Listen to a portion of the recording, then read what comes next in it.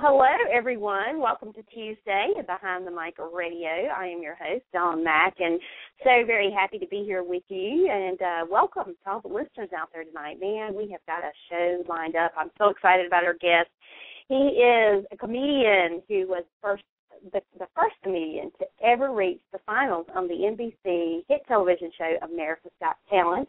And as runner-up, he has been catapulted into the comedic stratosphere.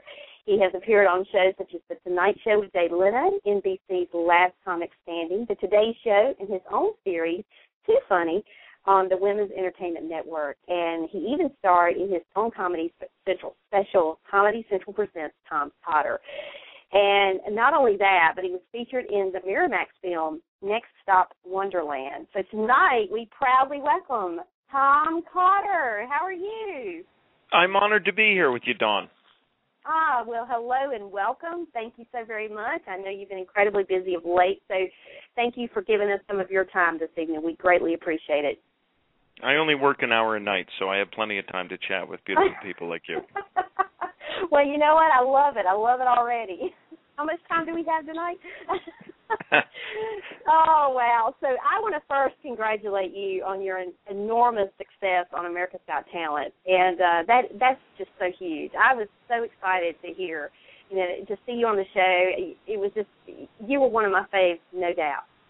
Well, it was a lot of fun. I feel like I, stepped in unicorn droppings or something. I got very lucky this year to be on the show the first year that Howard Stern came aboard and Piers Morgan had left. And Piers didn't like comics.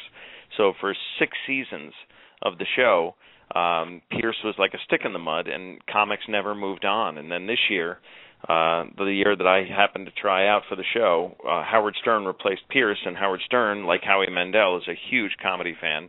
And so it's the first year that 2 comics ever made it to the semifinals. And it's the first year that a comic ever reached the finals, and I became runner-up, which is fine with me, which is what Clay Aiken was, and it's great. The problem was that I lost to a dog act. Oh, wow. Yeah, I don't know if you knew that, but the winner of it was called Olate Dogs, and losing to a dog act is that hurts me a little bit because they're not even human. But that's all right. I'll take second place.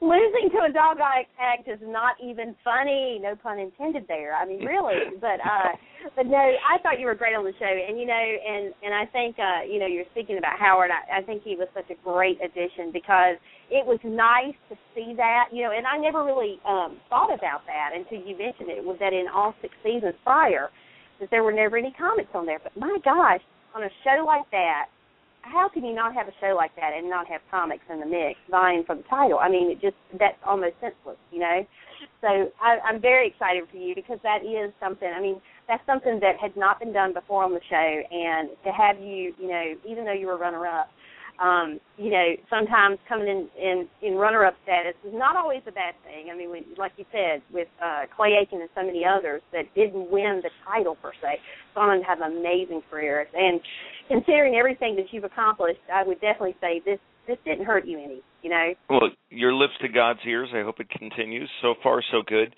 It was the year of firsts on the show, though. Not only did Howard Stern replace Piers Morgan, who, by the way, Piers Morgan had his sense of humor surgically removed as a child, and so he just hated comedians.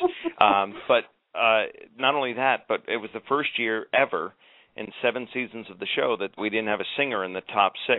The finals are the top 6 acts, and there wasn't a single singer. And I think that's a good thing. And I'm not disparaging singers, but you've got so many shows out there that are just for singers. You've got American Idol, obviously, The Voice, and all these other shows. So America's Got Talent might be a better place for other acts. Jugglers, the dog act that won the thing, myself. There was a sand artist this year. There was a guy who played a giant earth harp, and just a mixture of so many different talents in, kind of one bouillabaisse, and really just an entertaining, fun show. And it was a great experience for me and my family, and I just feel really blessed.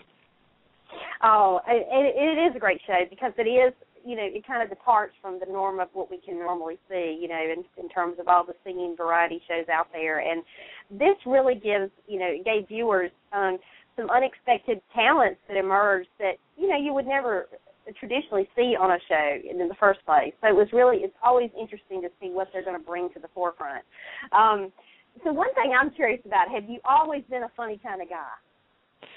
Well, I grew up in an Irish Catholic family in New England, and when you're the youngest of 6 kids, as I am, you need attention. So you will do anything to get attention, because by the time the 6th kid rolls around, your parents are like, been there, done that, seen it. So you act out, and the same things that used to get me sent to the principal's office now get me compensated, and it's just, I live in a very lucky time in this country, and to be able to do what I do. Certainly you couldn't do what I'm doing in China, to tell jokes for a living, and it's really just a blessing. And this past year, because I've been at this a long time, I've been at this for a quarter of a century. I'm not a spring chicken. So 25 years in the business, for this to happen last year was just unbelievable. It took me from below the radar to, pretty much in the comedy world, kind of a household name, and it's just been really, really great. So, very blessed. Yeah, no doubt. Now, were you, when you were pulling all those antics in your youth, were you ever considered a class clown by your peers? I kind of was. I went to a very conservative Quaker school, and they didn't put up with a lot anyway. So, I was frequently... we had Saturday mornings was your detention. You used to have to come in on Saturday mornings and pick up, garbage around the campus or do some kind of manual labor. And I don't remember ever having a Saturday morning off. I mean, I was there every Saturday morning because I was always doing something bad throughout the week. But it kind of carved me into what I am now, and I would not have traded my youth experiences for anything in the world. And I'm my kids now, I have one kid in Catholic school now because he's my namesake. He's Thomas Nathaniel Cotter Jr. We call him Tommy, and he's kind of the loose cannon in our family of our kids. And so he's much the same as I, cut from the same cloth, and the apple does not fall far from the tree, and we'll have our hands full with him, just like my parents had their hands full with me. And, it'd be hard for you to really say anything because, obviously he's maybe following in Dad's footsteps, perhaps. And, so I'm sure that probably brings back a lot of great memories for you in your own childhood, watching it unfold before your eyes and your own, son there. One of the things does, and you know what else is that he's doubly doomed because my wife is also a stand-up comic. So, my dad was a neurosurgeon, and my mom was a pretty straight-laced person as well. So, for me to be the loose cannon in the family was a little odd. But now, when you're the son of 2 comedians, this kid is going to be trouble. That's all there is to it. But he's awesome, and we love him dearly, and we'll help him find his way. Well, was becoming a comic something, early on you wanted to do, or did it just kind of happen by accident as you evolved, and grew? You know what, Dawn, I wanted to try it. I knew I wanted to try it, and I always thought it would be a hobby because I grew up listening to Richard Pryor and George Carlin albums in my home on the 3rd floor where no one could hear because I would be grounded if my parents found out I was listening to that kind of stuff. But I always loved the concept of making people laugh and entertaining people.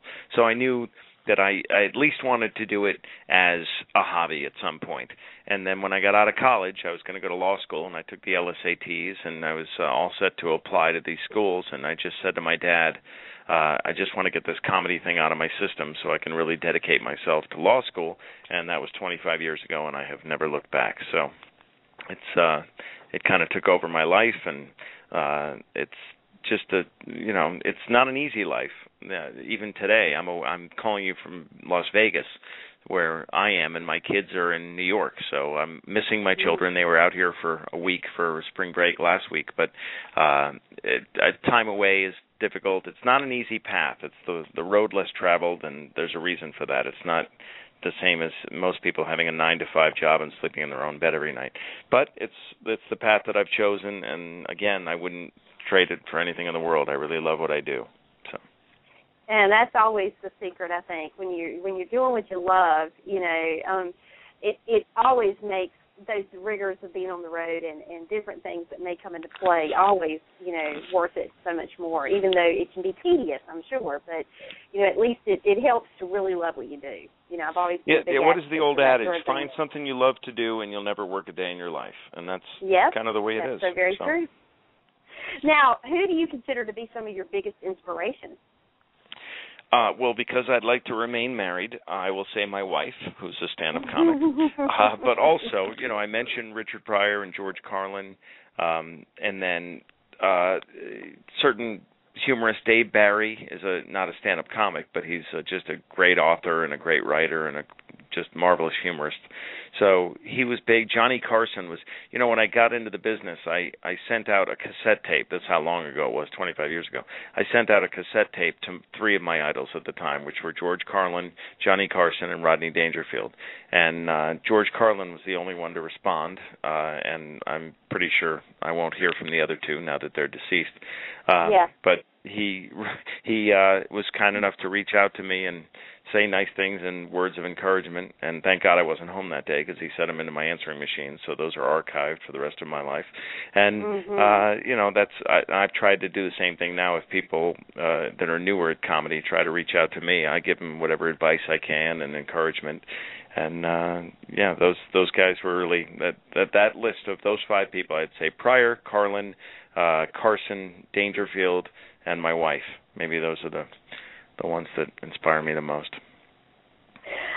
Well, very good answers. I mean, I loved all of those comics growing up, and they just were all so different and yet just so hilariously funny. And I concur. It's funny.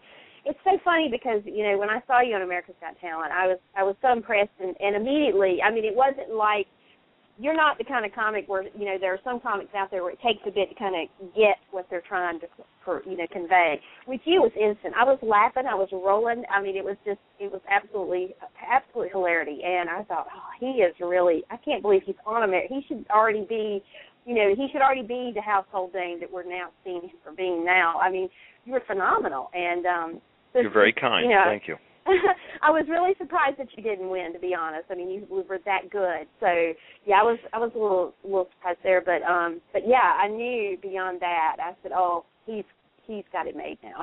People know who he is. This is going to open so many doors. I felt confident in that. And apparently, it has. And being that you've been in the business for 25 years now, as someone is listening out there to this tonight and they are aspiring to become a comic, what is your best advice for them? Well, I always tell everybody, constantly be writing. Always have old school, I always have a notebook with me.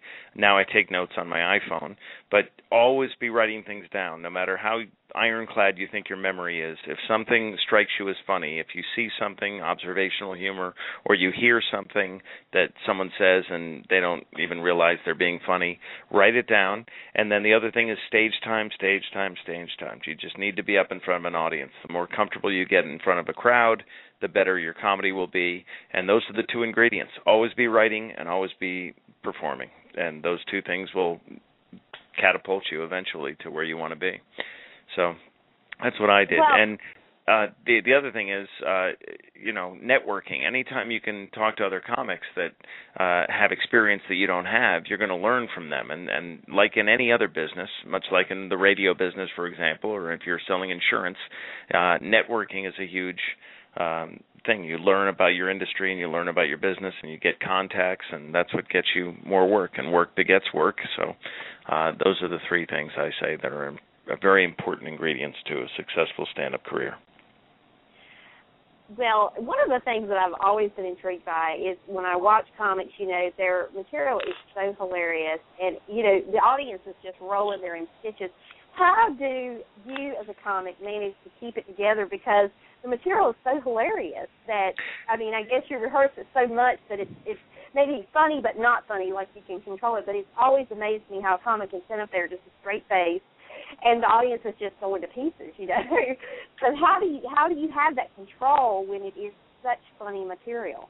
Well, first of all, you're very kind about the material. Second of all, it's your material. You've already heard it. So something, it just sticks in my craw. Something that annoys me is comics that laugh at themselves all the time on stage. Let the audience laugh. You deliver your material and let the audience laugh. There are comics that laugh at their own jokes even though they've heard them 1,000 times after every joke. And it comes across to me as contrived and not a genuine laugh. And that's just a little pet peeve of mine. The other thing is I do laugh sometimes, but only when I'm engaging the crowd, when I'm improvising the crowd with the crowd. If someone, I don't pick on the audience, but I like to engage them because it's live stand-up, and so I ask them questions and I allow them to ask me questions, and sometimes they'll say something that's hysterical, and then I lose it. So it's okay to lose it. I remember watching the Carol Burnett show when I was a kid, and watching Harvey Korman just bust up laughing, and those guys, and that used to make all of us laugh because we were laughing along with them. So when I deliver my material, I do it with a smile, but I'm not laughing at it because it's not a genuine laugh. I've heard it a million times. There's no surprise there. But when I engage the audience and we say something, we have a little, tete-a-tete between me and someone in the crowd, and they say something funny, then I'll just lose it like everybody else would. Yeah, well, that has always been just very intriguing for me, but yeah, it makes perfect sense. But yeah, I'm kind of the same way. I've always wondered why, I've always wondered if comics that do laugh at their own material, if that's something that they do to try, it's kind of like a cue, okay, I'm laughing, you should laugh, kind of to the audience, and it's always never came across as being complete, genuine, delivery, so to speak. So, thank you for clarifying that. Laughter is also infectious. I've done warm-up for TV shows where you do audience warm-up. You have to get them ready for the TV show. And we always do what we call an audience shot, where you turn the cameras on the audience and just we'll say, at the count of 3, we want you all to laugh. And the people will look at us like we're crazy, but then you say 1, 2, 3, and they start laughing, and then they can't stop because they heard the person next to them laugh. And laughter really is infectious. And sometimes you're laughing at the people laughing. And so that's always been a funny thing to me, is that people, when we say, all right, you can stop laughing now, they continue to laugh just because they're laughing at someone next to them losing it. Because people have funny laughs, and it's just fun to watch someone laugh. I adore it. That's why I chose this business, Well, you can never lack any sort of happiness when you're around people that are laughing all the time, That's right. Laughter is the best medicine. Remember that. It really is. It really is. Now, how do you come up with your material? Again, I have a notebook with me all the time, and I always have my phone, and I'm constantly I'm an observational comic sometimes, and so I look around and something strikes me funny, or if something someone says is kind of a wordplay thing or a pun, then I write it down, and I'm constantly trying to improve my act, and I think all comics are. You don't want to get stale, so you're always trying to come up with the next 60 minutes for your next CD or your next DVD or your next Comedy Central special. And so you're always writing, always be writing. And that's what I do. And right now my children, I have twin 10-year-olds and a 5-year-old, and they really are my muse. They make me laugh harder than any comic because kids say the darndest things, as we know, and they will make me at the dinner table fire my beverages out of my nostrils, and I just, they make me really, really howl, as I'm sure I did to my parents when I was a kid. And so that's where I get a lot of my material now. The stuff I'm writing now seems to be more family, the whole family dynamic and little kids and growing up and that whole scenario. Well, now, in terms of the fact that you do have a family, do you have any personal convictions or things that are completely off limits that you simply won't make jokes about? Well, you want to play to your audience. And I know a lot of comics love being edgy for edgy's sake. And a lot of comics are just completely squeaky clean. And I'm not throwing stones at anyone's comedy style or delivery. They can do whatever they want. It's a free country. But I don't want to offend people. I like to be a little edgy and walk up to the line, but I like to not cross the line. And when I work a cruise ship, for example, Dawn, that is a wide swath of humanity. I have to perform in front of little kids all the way up to their great-grandparents and everyone in between. And so obviously you don't want the kid to be in therapy the next week, and you don't want the old people's pacemakers to explode. So right. I want to make them laugh, but I don't want to really offend anybody. But at the same time, I'm not Bill Cosby. I'm somewhere in between Bill Cosby and Andrew Dice Clay. So, there are certain things that are kind of taboo. And if it makes the audience more uncomfortable than filled with laughter, then why do it? I'd rather there's so many funny things out there that can make people laugh and not make them uncomfortable. That's where I kind of aim my stuff at. The other thing is, I don't want to be too edgy, because one day my kids will discover the internet and, they'll see some stuff of mine out there, and I don't want them to be embarrassed about what Dad does or what Mom does. My wife also is cognizant of that. So. Oh, that's so cool. Well, now, talk about your journey that led you to America's Got Talent. Well, so many years in a row, all my friends have been telling me, Cotter, this show is designed for you. It's perfect for you. Because my style of comedy is very rapid fire. It's kind of misdirection, a lot of taglines, and it's kind of a Gatling gun. It's very ADD. And so that's just my style. And so whenever you have a format like America's Got Talent where you only have 90 seconds, that's perfect for me. My wife's style is a little more storyteller, more like a Bill Cosby, and it takes her 2 minutes to say hello to the audience, whereas I come right out and I can fit many more punchlines in that 90 seconds than most comics can. So for years, all my friends and people in the industry, managers and agents, have been saying, Cotter, you got to do this. This is perfect for you. And for years, I just didn't want to do it because, Pierce Morgan at the time, and I know I keep bringing up Pierce, but he would set your career back rather than put it in. He would say mean things like, I didn't laugh, you weren't original, I didn't think it was funny, and I didn't want to be in front of 19 million people on television and having him throw me under the bus verbally. I just didn't want to do that. And then when Howard Stern came aboard, I said, this is the time to roll the dice, and I knew the format was perfect for me, and so that's why I decided this year was the time to go on this show. And so I went to the first audition, which was in front of a junior producer, and then he decided whether or not I was worthy to go on to the executive producer level, which I did. The next audition was in front of the executive producer and his NBC people and people from Fremantle and from Psycho, which is Simon Cowell's company. Those are the three partners that make America's Got Talent. And then they decide whether or not you're worthy to go up in front of the celebrity judges. So getting in front of the celebrity judges for the first time was actually my third audition for the show.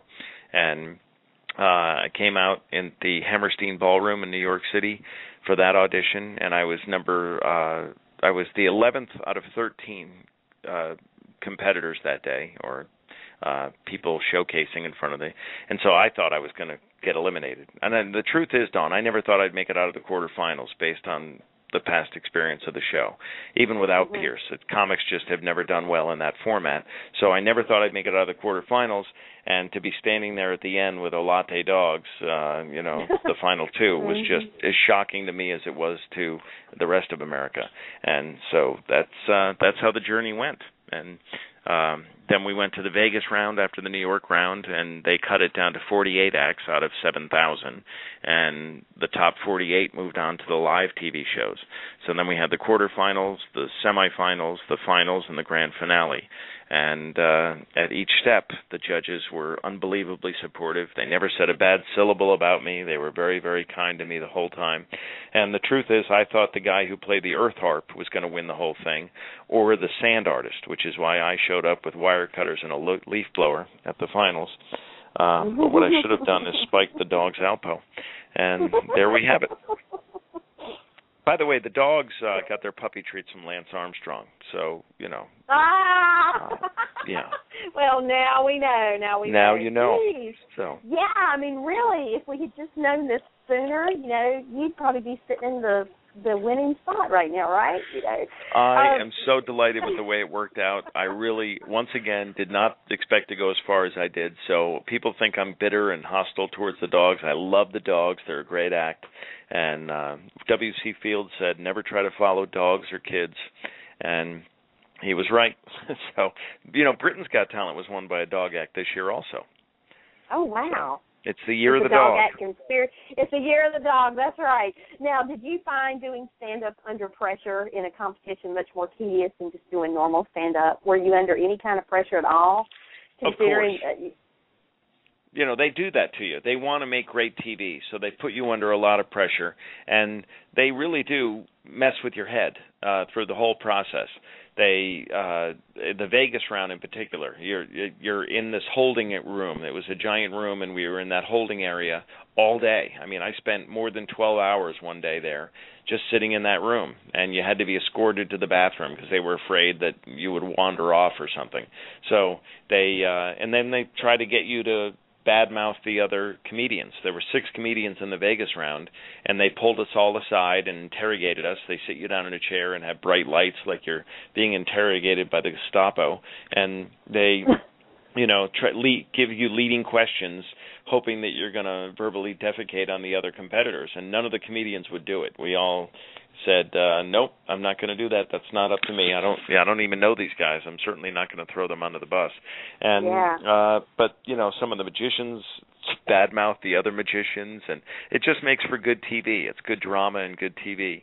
And plus, they get you to be emotional. They really they come at you. They do research on you, and like they knew that my mom had passed away when I was 14, and then they put you under the lights after this very stressful performance, and then they ask you about your mother and stuff, and you're like, I don't want to get emotional here, but you can't help kind of getting into that. And that's why the show is an unbelievable success, because it's up against reruns too. That's the other thing. It's a brand new show during the summer, and it's up against reruns. So that's why the ratings are through the roof, and it always kicks butt in its time frame, and its time zone, at its time slot, and it's such a mega hit, and I'm just blessed to have been a part of it this year.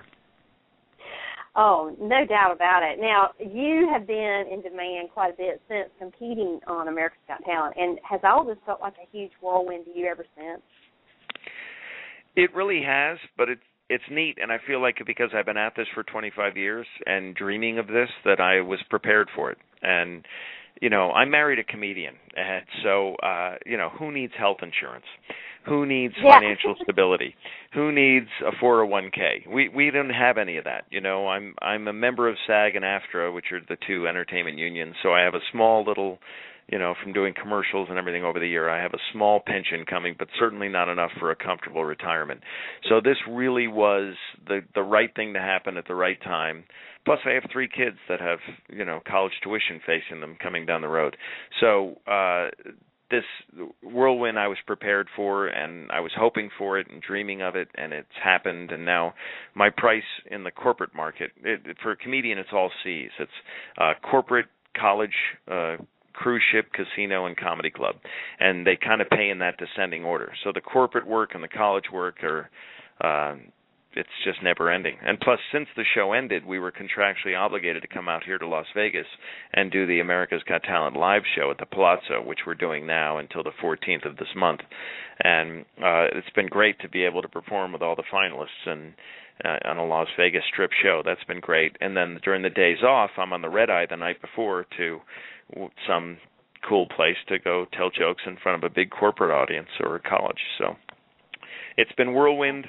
It's been some time away from my family, which is regrettable, but I hope when they're a little older they'll understand that I'm doing this so that they can go to college and we can be financially secure moving forward. That is such a great story, and I wish you all the best. I know that things are just going to continue to explode for you from here. You're just great. I love your performance, and you're just so great on America's Got Talent, and so glad that you decided to be on the show. I really am, and that they saw in you the potential, and they put you in front of the world.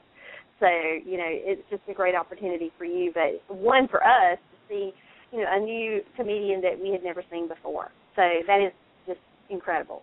And so one last question before I let you go. Do you have a hidden talent that anyone would be surprised to learn you possess? You know what? I'm a monologist. I get up on stage, and I'm the easiest guy in the world to work with because I don't have music. I don't have juggling. There's no puppets. But the truth is that I do juggle, and I do a ventriloquist act, and I do play guitar. I've never done them on stage, but now that I'm kind of the flavor of the month in the comedy world, if the right people want me to do it and they're willing to pay for it, then I will do song parodies, and I will pull out my ventriloquist figures, and I will juggle, and I'll do whatever people want because all I want to do is entertain. And so those, and I do impressions, and I've been at this for a long time, so I've built up other peripheral comedy talents that I've got in the arsenal. I've just never used them. Well, there you have it. Now we know. Well, I want to tell you, thank you so very much for being our special guest this evening. It has been a blast speaking with you and, learning more about you and your humble beginnings and how you got from there to here. It's just a great honor to speak with you. And Dawn, what a privilege it was for me to be on the show. I have to tell you, I do a lot of these, and you are a complete delight. And you're very nice, and I would recommend your radio show to all my other friend entertainers if they wanted to be on. Oh, thank you. I greatly appreciate that. And as things continue to unfold for you, and I know that they will, please, we would love to have you back anytime to talk about anything new and exciting that you have going on. And I would be honored. Thank you once again. Thank you, and take care. Best of luck now. Farewell, Dawn. All right, bye-bye. We have just been speaking with Tom Cotter, and if you are a fan of America's Got Talent, then you know he was on the season, the previous season, and did very well. As you heard him say, he was runner-up to a dog act, and he's great. Now, if you don't watch America's Got Talent and you've never seen any of his material, you can go to YouTube. You can YouTube his name. It's Tom Cotter, Cotter, or you can visit his website, which is tom-cotter.com, and he has some video material from America's Got Talent on there. And I can tell you, the first time I saw him do anything, I was on the floor laughing. I mean, he is just one of those comedians that, has an effect immediately. I mean, he's not one of those you got to kind of warm up to or figure out what are they talking about, where are they going with this. I mean, he's kind of all over the map, and everything he says is hilarious. So if you've never checked him out, please do so. You will absolutely love him. He is awesome. And so what a great guy. What a great guy. And really enjoyed speaking with him, and I hope that you enjoyed that as well. And so that's going to wrap our show for this evening. Coming up tomorrow night, we're very, very excited to bring to you a tap dance artist. And when I say he's a tap dance artist, he's not just any tap dance artist. He is his mentor was Gregory Hines. So he is he's kind of like, Tom Cotter is, as he said, the flavor of the month in the comedic world. Andrew J. Niemer is the flavor of the month in the world of tap dance and dance performance. He's doing a lot of great things, and he will be here tomorrow evening, 8 p.m. Eastern. We'll be speaking with him. Very, very excited to be talking with him. And then coming later in the week, this will be a pre-recorded interview just because our schedule is really jam-packed. We actually are going to have her live on our brand new show on Thursday afternoon at 12:30 p.m. Eastern, which is, a little bit off the beaten path of our normal time. Usually we do shows in the evenings. But because of her schedule, we are actually going to have her on our brand new show on Thursday at 12 p.m. Eastern. Her name is Shonda Pierce. You may know her from the Christian realm. She is a comedian as well, but she is absolutely hilarious. If you've ever seen anything by Shonda, then you know what I'm talking about. She is one of the funniest ladies I've ever seen, perform, and you will thoroughly enjoy her. We have her on Thursday at 12:30 p.m. Eastern, and there's a little backstory. The reason why, I booked her for Thursday is because, only people closest to me know this, but Thursday is my late boyfriend's birthday, and my boyfriend was named Andy, and he died unexpectedly in July 2011 at the age of 47 to an undiagnosed heart ailment. And so Thursday being his birthday, he loved to laugh. His family was always about having a good time and laughing and joking around and just having great fun. And so, you know, in honor of his birthday, I wanted to have someone that was funny on, you know, my brand new show. Actually, they're going to be on the Behind the Mic show on Thursday. I should clarify. They'll be on. The recording of the interview will be broadcast on my Life Beats radio show Friday evening at 8 p.m. But she will be right here at 12:30 p.m. Eastern live on Thursday. So I'm very, very excited about bringing her to you. I know Andy would just be thrilled to pieces if he were here. And, you know, we're doing this in honor of his 49th birthday. So anyway, I hope you can join us if you're around. I know a lot of people work during the day, but if you can, please try to catch it. And so that is all the exciting news that I have for right at the moment.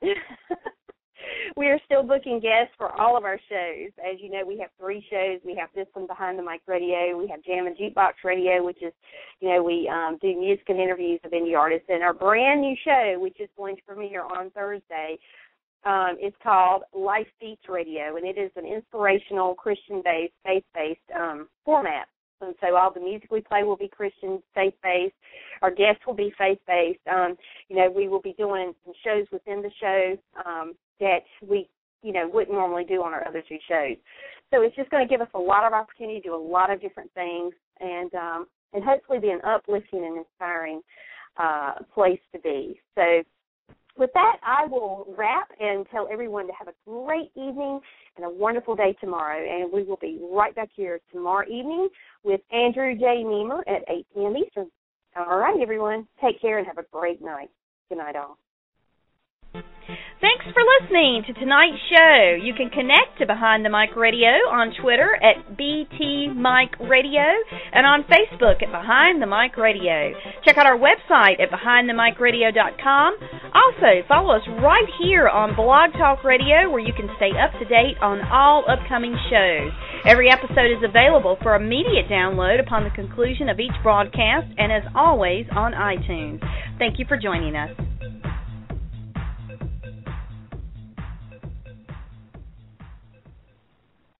Tonight's show has been brought to you by One Taste of Main Street Cake Shop, baked from scratch, custom-made cakes and cupcakes, and you'll be hooked. Every cake is made to order with only the finest and freshest ingredients. This is no ordinary bakery. Cakes are never pre-made. Main Street Cake Shop is in demand, having provided cakes and cupcakes for numerous prestigious events, bridal fairs, and venues. Owned and operated by April Murray, she has garnered many awards for not only her exquisite cake designs, but also for their incredible taste. If you're looking for a cake for any occasion, or cupcakes in a variety of flavors, then Main Street Cake Shop is the place. Visit them on the web at mainstreetcakeshop.com.